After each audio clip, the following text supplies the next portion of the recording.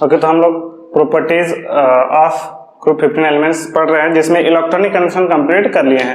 अब हम लोग बात करते हैं एटॉमिक और आयनिक रेडियाई, है ना। एटॉमिक और आयनिक रेडियाई मतलब size of the atom, atom का साइज या आयन का जो साइज है। हम लोग जानते हैं अप टू डाउन जाएंगे तो नंबर ऑफ ऑर्बिट क्या होता है, इंक्रीज होता है। Like nitrogen, phosphorus, arsenic, Sb and Bi, ये सब है। तो ऑफकोर्स नाइट्रोजन में जो है सेकंड पीरियड का एलिमेंट है, तो इसमें क्या होगा, दो ही ऑर्बिट होगा। ये न्यूक्लियस हो गया, ये फर्स्ट ऑर्बिट और ये second orbit. Phosphorus third period का एलिमेंट है, ये सेकंड पीरियड का एलिमेंट है, ये थर्ड पीरियड का। तो हम लोग देख सकते हैं अप टू डाउन जाने से, है ना, नंबर ऑफ ऑर्बिट्स क्या होते हैं, इंक्रीज हो रहे हैं, तो साइज भी क्या होगा, बढ़ेगा। यानी on moving down the group in periodic group 15 elements, okay, the size of the atoms increases, ठीक है। तो यहाँ पे हम लोग है ना ऑर्डर ऑफ साइज या ऑर्डर ऑफ साइज का ऑर्डर लिखना चाहें तो क्या होगा, सबसे पहले सबसे छोटा कौन होगा, nitrogen, then phosphorus and then arsenic and then Sb and then Bi। इस तरीके से हम लोग साइज का बात कर सकते हैं, एटॉमिक और आयनिक रेडियाई का, ठीक है। आयंस भी हो जाएंगे, इस पे चार्ज भी आ जाएगा, है ना, तब भी जो है क्या होगा, साइज, क्योंकि ऑर्बिट बढ़ रहा है तो साइज बढ़ेगा ही। ओके, तो नेक्स्ट प्रॉपर्टीज है आयोनाइजेशन एनर्जी। आयोनाइजेशन एनर्जी का मतलब क्या है कि वैलेंस इलेक्ट्रॉन से या वैलेंस ऑर्बिट से इलेक्ट्रॉन को निकालने में जो एनर्जी रिक्वायर्ड होता है उसी को हम लोग बोलते हैं आयोनाइजेशन एनर्जी, ठीक है। मतलब ऐसा समझ सकते हैं कि नाइट्रोजन है ना, ये न्यूक्लियस हो गया, ये फर्स्ट ऑर्बिट और ये सेकंड ऑर्बिट पे इलेक्ट्रॉन अभी होगा क्योंकि एटॉमिक नंबर 7 है, तो है ना, फर्स्ट ऑर्बिट में 2 इलेक्ट्रॉन और सेकंड ऑर्बिट में 5th इलेक्ट्रॉन, 5 इलेक्ट्रॉन टोटल। नीचे जैसे जैसे जाएंगे तो ऑर्बिट बढ़ेगा, तो वैलेंस इलेक्ट्रॉन जो है वो दूर होते जाएगा, ठीक है। मतलब valence electron means last orbit का इलेक्ट्रॉन। तो अभी जो है लास्ट ऑर्बिट का इलेक्ट्रॉन को निकालना है, किसमें आसान होगा निकालना, इसमें कि इसमें। तो ऑफ कोर्स यहाँ पे जो अट्रैक्शन फोर्स है वो सामने होने की वजह से ज्यादा होगा, और यहाँ पे अट्रैक्शन फोर्स जो है वो दूर होने की वजह से न्यूक्लियस और वैलेंस इलेक्ट्रॉन के बीच जो अट्रैक्शन फोर्स है वो कम हो जाएगा। इसका मतलब यहाँ से इलेक्ट्रॉन निकालने में ज्यादा एनर्जी लगेगा और यहाँ से इलेक्ट्रॉन निकालने में कम एनर्जी लगेगा। तो इस तरीके से हम लोग समझ सकते हैं कि अप टू डाउन जाने से एनर्जी क्या होगा, कम एनर्जी लगेगा, मतलब एनर्जी डिक्रीज होगा। कौन सा एनर्जी, इसको बोलते हैं हम लोग ionisation energy. Ionisation energy means last orbit से जो भी इलेक्ट्रॉन निकालने में एनर्जी लगता है उसको बोलते हैं हम लोग आयोनाइजेशन एनर्जी। या ऐसा बोलो कि आयोनाइज करने में जो एनर्जी लग रहा है, ठीक है, लेकिन ऐसा नहीं बोलते हम लोग। बोलते क्या है कि लास्ट ऑर्बिट से या वैलेंस ऑर्बिट से इलेक्ट्रॉन को निकालने में जो अमाउंट ऑफ एनर्जी लगता है उसको बोलते हैं हम लोग आयोनाइजेशन एनर्जी। तो सकते यहाँ पे जो एटम है वो गैसियस फॉर्म में होना चाहिए एंड आइसोलेटेड होना चाहिए, मतलब किसी से ज्वाइन नहीं होना चाहिए, मतलब किसी से ऐड नहीं होना चाहिए। नाइट्रोजन अकेले होना चाहिए और गैस फॉर्म में होना चाहिए तब। ओके, तो इतना है ना, हम लोग आयोनाइजेशन एनर्जी के बारे में डिस्कस पहले से जानते ही है, और नहीं जानते तो मैं अच्छे से बता दिया यहाँ पे, ठीक है। ओके, अब हम लोग बात करेंगे आयोनाइजेशन एनर्जी का ट्रेंड्स, है ना, नाइट्रोजन, फास्फोरस। तो देख सकते हैं अप टू डाउन जाने से क्या होगा, आयोनाइजेशन एनर्जी डिक्रीज होगा। या ऐसा समझ सकते हैं कि आयोनाइजेशन एनर्जी जो है वो इनवर्सली प्रोपोर्शनल होता है किसका, साइज का, ठीक है। ये ट्रिक से भी हम लोग याद रखते हैं कि साइज बढ़ेगा तो आयोनाइजेशन एनर्जी घटेगा, क्योंकि देख सकते हैं साइज बढ़ रहा है तो आयोनाइजेशन एनर्जी क्या हो रहा है, कम एनर्जी लग रहा है इलेक्ट्रॉन को निकालने में, है ना। ज्यादा सामने रहेगा तो इलेक्ट्रॉन आसानी से निकलेगा, नहीं तो ज्यादा एनर्जी देना पड़ेगा इलेक्ट्रॉन निकालने में।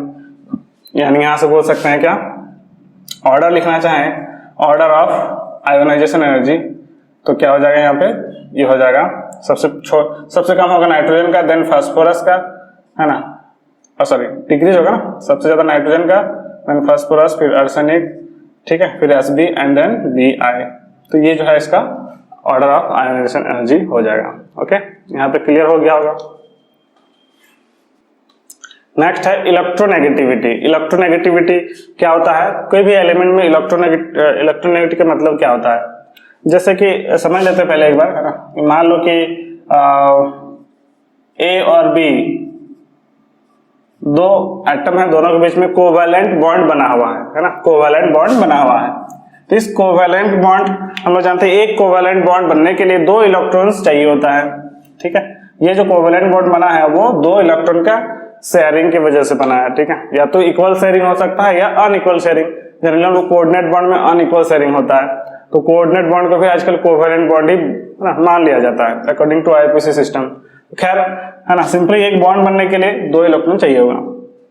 लेकिन होता क्या है ना कि इन दोनों में से है ना, किसी के पास है ना कोई ज्यादा पावरफुल होगा इलेक्ट्रॉन को खींचने का और कोई कम, है ना, कोई ज्यादा पावरफुल होगा और कोई कम, है ना। तो होगा क्या, मान लेते हैं बी जो है ज्यादा पावरफुल है, तो 50-50 ना करके ये बी जो है वो इलेक्ट्रॉन को अपनी ओर खींच करके रखेगा, है ना, बी जो है वो अपनी ओर खींच करके रखेगा।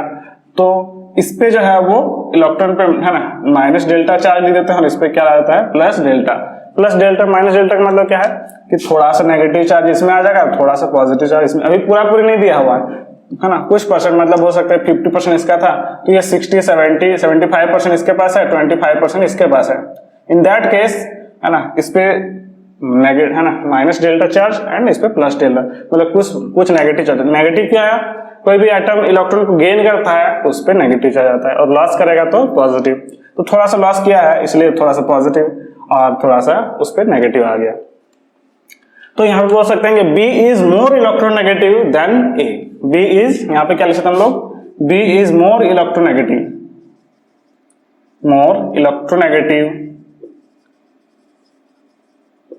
Then A। B जो है ज्यादा इलेक्ट्रोनेगेटिव है, मतलब इलेक्ट्रॉन को खींचने की कैपेसिटी है उसके पास, इलेक्ट्रॉन को ज्यादा खींचने की कैपेसिटी है, तो उसको हम लोग बोलेंगे इलेक्ट्रोनेगेटिव एलिमेंट, ठीक है।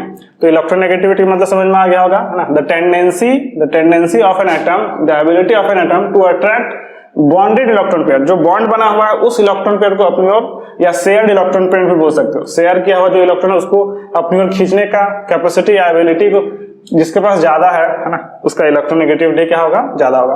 उस एबिलिटी को ही हम लोग बोलते हैं इलेक्ट्रोनेगेटिविटी। डेफिनेशन लिखना चाहे लिख सकते हैं, the ability of an atom to attract bonded electron pair towards itself, ठीक है। इस तरीके से हम लोग इलेक्ट्रोनेगेटिविटी की डेफिनेशन लिख सकते हैं। अब बात करते हैं हम लोग, है ना, नाइट्रोजन का, नाइट्रोजन, फास्फोरस, आर्सेनिक, है ना, एंटीमनी एंड बिस्मथ। इसमें सबसे ज्यादा इलेक्ट्रोनेगेटिव किसका होता है, ठीक है। तो है ना, इसको इलेक्ट्रोनेगेटिव यदि हम देखा जाए तो ये इलेक्ट्रोनेगेटिविटी भी जो है इसका वैल्यू जो है वो 3 होता है, इसका जो है इसका 2.1 होता है, ये 2 होता है, ये भी 2 होता है, ये 1.9 होता है, ठीक है। ऐसा हम लोग बोल सकते हैं अकॉर्डिंग टू पॉलिंग स्केल के बेसिस पे इसका जो इलेक्ट्रॉनिक वैल्यू है ऐसा होता है। इसका मतलब अप टू डाउन जाने से इलेक्ट्रोनेगेटिविटी घटता है, ठीक है। या ऐसे याद रख सकते हैं, मतलब इलेक्ट्रोनेगेटिव कैसे तरीका है, इलेक्ट्रोनेगेटिव जब भी निकालना रहेगा तो हम लोग सेम तरीके से निकालेंगे, as inversely proportional to size, ऐसा बोल सकते हो, ठीक है। साइज बढ़ेगा तो इलेक्ट्रोनेगेटिविटी घटेगा, ऐसा इसी तरीके से हम लोग इसको याद रख सकते हैं, ठीक है। तो इलेक्ट्रोनेगेटिव क्या है, इलेक्ट्रॉन को खींचने का, नाइट्रोजन के पास जो इलेक्ट्रॉन लेने का या खींचने का कैपेसिटी ज्यादा होता है as compared to phosphorus and then arsenic, इस तरह से, ठीक है। तो इसका इलेक्ट्रोनेगेटिव सबसे ज्यादा होता है, यानी आयनाइजेशन एनर्जी या आयनाइजेशन एंथैल्पी एंड इलेक्ट्रोनेगेटिव का ट्रेंड्स सेम होता है, दोनों का ट्रेंड्स क्या होगा, सेम। यानी ऑर्डर देखा जाए, ऑर्डर तो हम लोग यहाँ पे क्या बोलेंगे, नाइट्रोजन का सबसे ज्यादा, एंड देन फास्फोरस का, देन आर्सेनिक का, देन एंटीमनी का, एंड देन बिस्मथ का। ओके, तो आई होप यहाँ तक क्लियर हो गया होगा। ओके, तो नेक्स्ट करते हैं हम लोग melting point and boiling point. Boiling point and melting point. Boiling point of group 15 elements क्या क्या मतलब कैसा होता है, उसका ट्रेंड क्या है, ठीक है। तो बॉइलिंग पॉइंट पीछे याद में है कि बॉइलिंग पॉइंट जो है वो, है ना, अगर बॉइलिंग पॉइंट डिपेंड करता है वैन डर वाल force of attraction, van der वाल फोर्स ऑफ अट्रैक्शन, ठीक है। वैन डर वाल फोर्स ऑफ अट्रैक्शन में, है ना, दो मॉलिक्यूल्स के बीच जो फोर्स ऑफ अट्रैक्शन रहेगा, और ये डायरेक्टली क्वेश्चन होता है मॉलिक्यूलर मास का, जिसका मॉलिक्यूलर मास ज्यादा है उसको वैन डर वाल फोर्स ऑफ अट्रैक्शन भी क्या होगा, ज्यादा होगा, ठीक है।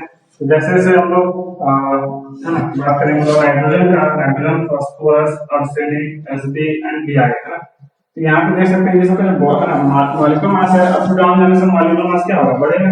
मॉलिक्यूलर मास बढ़ेगा तो बॉइलिंग पॉइंट भी क्या होगा, बढ़ेगा। जो बॉइलिंग पॉइंट है directly proportional to molecular mass, ठीक है। यानी यहाँ पे ऐसा बॉइलिंग पॉइंट हम ऑर्डर देना चाहें तो ऐसा लिख सकते हैं। और मेल्टिंग पॉइंट की बात करें तो मेल्टिंग पॉइंट जो है वो मेनली डिपेंड करता है क्लोज पैकिंग पे, है ना। क्लोज पैकिंग किस तरीके से पैक्ड है, यदि है ना सॉलिड टिश्यू हम लोग पढ़ते हैं, यदि पैकिंग यदि बहुत ज्यादा है तो उसका मेल्टिंग पॉइंट भी क्या होगा, बहुत ही ज्यादा होगा। और पैकिंग उतना अच्छा नहीं है तो उस केस में उसका मेल्टिंग पॉइंट भी क्या होगा, कम होगा, ठीक है। तो क्लोज पैकिंग पे डिपेंड करता है। एंड देन है ना, तो यहाँ पे जो है एक्चुअली में क्या होता है, नाइट्रोजन सिर्फ फास्फोरस ज्यादा एंड देन ऐसा नहीं, लेकिन उसके बाद जो घटने लगता है जैसे Sp एंड Di, ये वैल्यू धीरे धीरे क्या होता है, घटने लगता है, ठीक है। तो यहाँ पे ऐसा बोल सकते हो कि यहाँ due to enough balance effect की वजह से ऐसा हो सकता है, क्योंकि नाइट्रोजन फास्फोरस आर्सेनिक, इसके बाद जो है यहाँ पे D block and F block elements आने की वजह से D block contraction F block contraction की वजह से ऐसा हो सकता है, ठीक है। तो फिलहाल अभी इतना याद रखना है कि नाइट्रोजन मेल्टिंग पॉइंट जो है वो मेल्टिंग पॉइंट नाइट्रोजन से आर्सेनिक से बढ़ता है देन घटने लगता है, ठीक है। तो ऐसा हम लोग बोल सकते हैं, ओके। हम लोग इनर प्रोडक्ट के बारे में भी और अच्छे से डिस्कस